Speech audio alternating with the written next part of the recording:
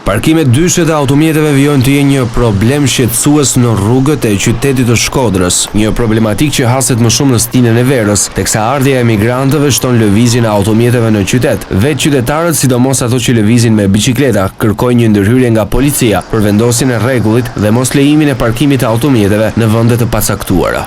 Ma problem s'ka si me kanë, shumë keq, shumë keq.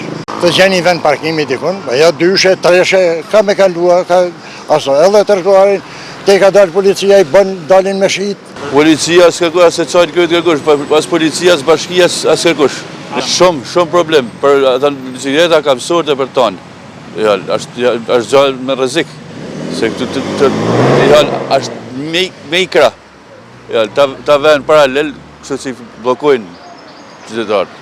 Natyrisht parkimi i automjeteve në rrugë krijon jo pak probleme edhe për ambulancat ose zjarfiksen, pasi parkimi i tyre bllokon rrugën, ndërkohë që reagime ka shumë pak për këtë situatë.